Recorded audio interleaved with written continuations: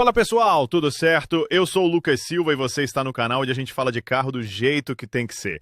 Direto, prático e sem enrolação. Se você quer entender melhor o seu veículo, aprender dicas de manutenção e ficar por dentro de tudo que rola no mundo automotivo, já chega deixando aquele like, se inscreve no canal e fica comigo até o final do vídeo, porque tem muita dica boa vindo por aí. A sabedoria convencional aconselha que você saia, ligue o motor do carro e deixe-o em marcha lenta para aquecer, antes de sair com o tempo frio. Ao contrário da crença popular, isso não prolonga a vida útil do motor. Na verdade, ele a reduz ao remover o óleo dos cilindros e pistões do motor. Aquecer o carro antes de dirigir é uma prática residual de uma época em que os motores com carburador dominavam as estradas. Os carburadores misturam gasolina e ar para vaporizar o combustível e fazer o motor funcionar, mas não têm sensores que alteram a quantidade de combustível quando o motor está frio. Em vez disso, eles usam um sistema mecânico chamado de afogador para restringir temporariamente a entrada de ar e operar uma mistura mais rica. Essa é uma forma grosseira de ajustar a relação ar-combustível, e qualquer pessoa que tenha um motor com carburador pode atestar como. É difícil dirigir sob carga quando o carburador está estrangulado. É fácil ficar com a mistura muito rica e sujar as velas de ignição. Por esse motivo, é preciso deixar os carros mais antigos aquecerem antes de dirigir, caso contrário, eles irão parar. Mas os motores com carburador eram uma raça em extinção na década de 1980. Os carros modernos usam sensores para ajustar o consumo de combustível, e a marcha lenta simplesmente não aquece o motor o suficiente para que esses sensores reajam. Como a marcha lenta é melhor do que um motor moderno, um motor de combustão interna funciona usando pistões para comprimir uma mistura de ar e combustível vaporizado em um cilindro. Em seguida, a mistura comprimida se inflama para criar um evento de combustão, ou seja, uma pequena explosão controlada que aciona o motor. Quando o motor está frio, é menos provável que a gasolina evapore e crie a proporção correta de ar e combustível vaporizado para a combustão.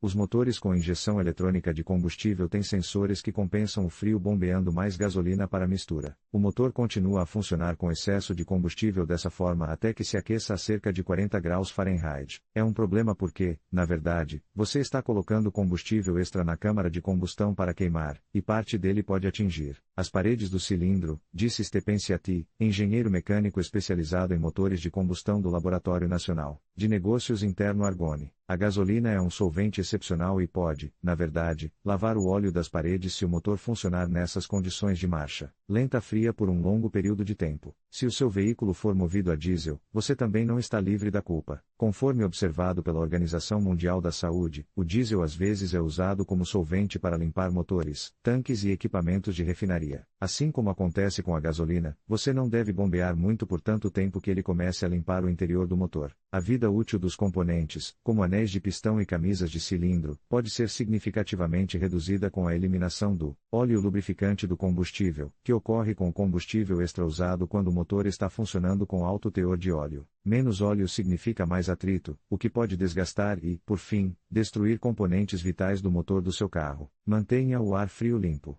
Se você ainda não está convencido, há outro motivo importante para não aquecer seu carro moderno em marcha lenta por muito tempo no inverno: o meio ambiente. Lembra-se da pior economia de combustível que mencionamos anteriormente devido ao fato de o motor funcionar de forma mais rica em marcha lenta? É só colocar alguns carros em um território que realmente consome muita gasolina. De acordo com o Washington Post, a National Resources Canada realizou um experimento no qual os carros modernos sem carburadores foram colocados em marcha lenta antes de saírem a 18 graus Celsius, ou pouco menos de 0 graus F. Os carros que ficaram em marcha lenta por 5 minutos tiveram uma economia de combustível de 7% a 14% pior do que os carros que não ficaram em marcha lenta, enquanto os carros que ficaram em marcha lenta por 10 minutos tiveram uma economia de 12% a 19% pior. Pior ainda, a marcha lenta é uma das principais fontes de emissões de gases de efeito estufa e de material particulado no ar. Pesquisadores do Departamento de Energia do ZEUA estimam que a marcha lenta de um veículo pessoal não apenas desperdiça mais 3 bilhões de galões de combustível, mas também libera 30 milhões de toneladas de dióxido de carbono no ar.